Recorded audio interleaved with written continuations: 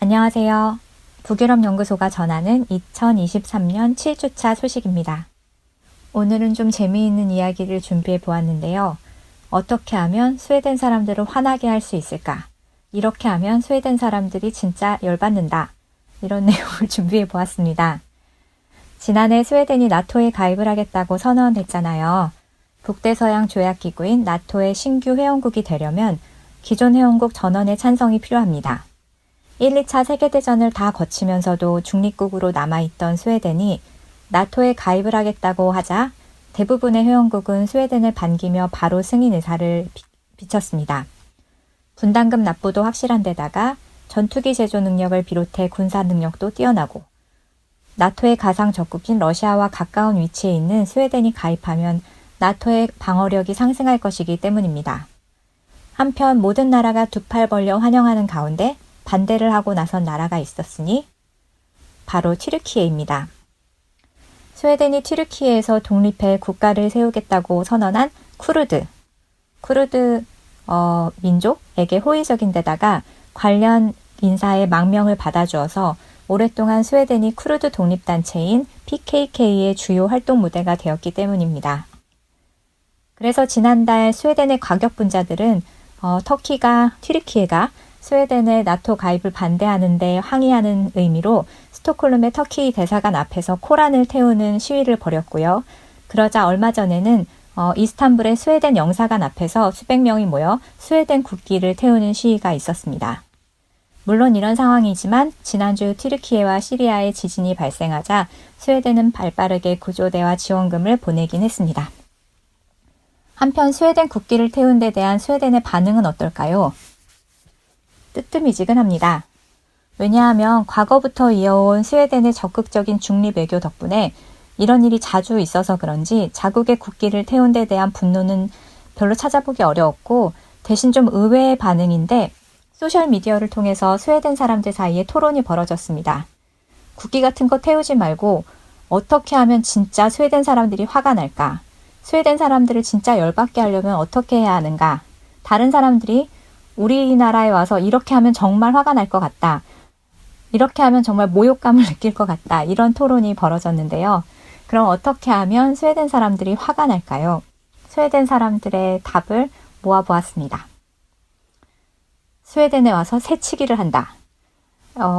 핀란드도 그렇지만 스웨덴 사람들도 정말 줄을 잘 서거든요. 물론 번호 뽑는 시스템도 잘 되어 있고 그래서 새치기를 하면 정말 싫어합니다. 대중교통에서 사람이 내리기 전에 타려고 한다. 버스에서 내릴 때 우리는 또 줄을 서기도 하지만 어떨 때는 먼저 가서 타는 사람이 막 빨리 타기도 하잖아요. 근데 그런 일이 있으면 정말 화를 내는 걸 저도 목격은 했습니다. 그리고 분리수거를 안 한다. 이것도 특히 아파트 같은 공동공간에서 분리수거를 안 하면 굉장한 눈총을 받게 되고요. 그 다음 빨래방에서 빨래를 건조한 다음에 먼지를 제거하지 않고 나온다. 우리처럼 집집마다 세탁기가 있는 시스템이 아니기 때문에 물론 그런 집도 있지만 공동주택에서는 공동세탁기를 많이 쓰거든요. 건조기도 그렇고.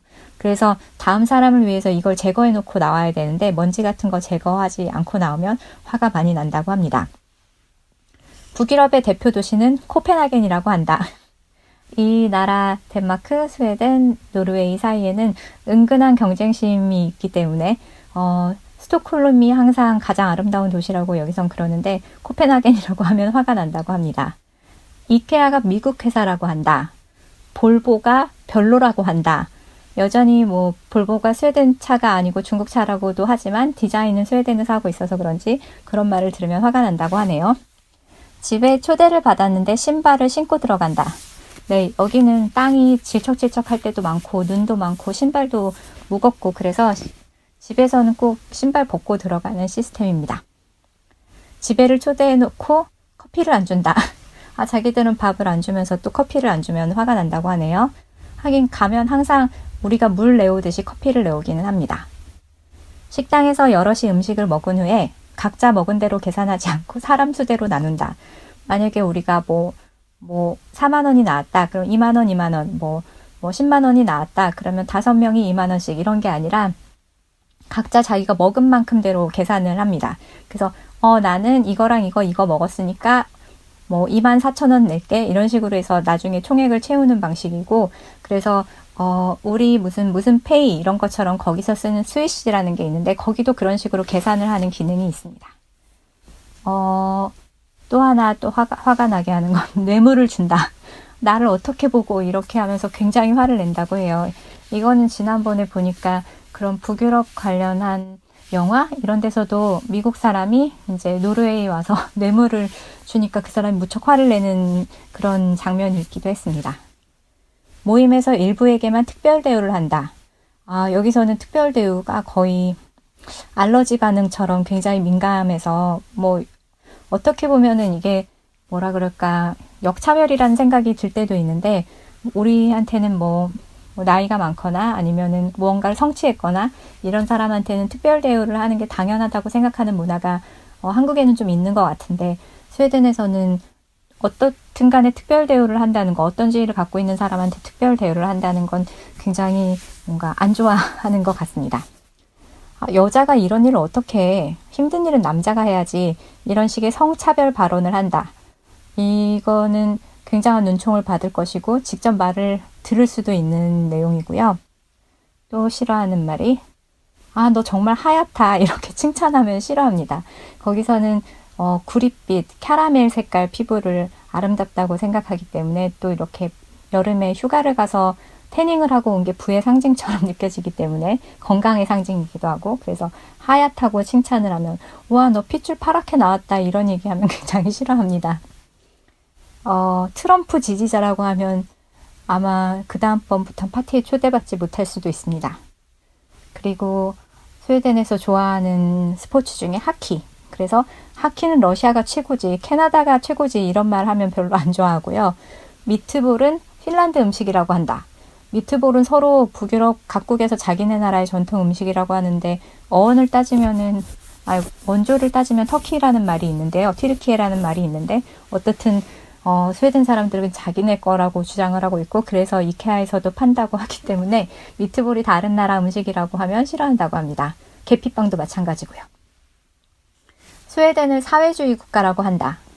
트럼프도 몇 번 그런 말을 하기도 했었고, 미국에서 스웨덴을 사회주의 국가라고 하는 경우가 많은데, 스웨덴은 민주주의적인 사회주의 국가다. 스스로는 이렇게 얘기를 하더라고요.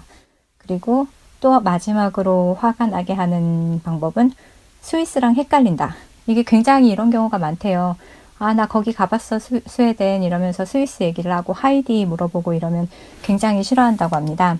그리고 저도 이런 경우가 많았고, 저희 부모님 친구들 중에서도 그렇게 헷갈려 하시는 분들이 많았는데, 과거에 아프가니스탄에서 반 스웨덴 시위를 하면서 스웨덴 대사관 앞에서 국기를 태웠는데, 실제로 시위대가 착각을 해서 스위스 국기를 스웨덴 국기 대신 태운 적이 있다고 합니다. 그래서 그때 스웨덴 사람들이 스웨덴 국기를 태웠을 때보다 더 화가 났다고 하네요. 한국 사람으로서는 어떤 말을 들으면 화가 날 것 같으세요? 김치를 중국 음식이라고 한다면? 아니면 일본 덕분에 한국이 근대화가 됐지, 뭐 이런 말을 들으면 좀 화가 날 것 같긴 한데, 아마 사회 구성원 전체가 소중히 여기는 어떤 가치를 폄하하거나 공격할 때 화가 날 것 같은데요. 그런 게 뭐가 있을까 생각을 해보면, 사람들이 화를 내는 지점이 뭐 유명인의 갑질? 아니면 사람에 따라서 불공정한 잣대를 적용하는 경우, 이럴 때 많이들 사회적인 공분이 일어나는 것 같습니다. 분노라는 것이 어떨 때는 긍정적인 변화를 가져오는 동력이 되기도 하지만, 어떨 땐 스스로를 망가뜨리는 불길이 되기도 하니까 적당히 거리를 두는 것도 좋을 때가 있죠. 어떻게 하면 화가 날까 하는 질문은 사실 어떻게 하면 좋아할까를 고민한 다음에 그 반대로 하면 됩니다. 한 끗 차이지만 어떻게 하면 더 좋아할까를 고민하는 게 더 즐거운 일이긴 하죠. 그럼 저는 이제부터 어떻게 하면 즐거운 월요일을 맞이할 수 있을 것인가, 어떻게 하면 즐거운 한 주를 맞을 수 있을 것인가 고민을 한번 해보겠습니다. 여러분 모두 즐거운 한 주 보내세요. 헤이도.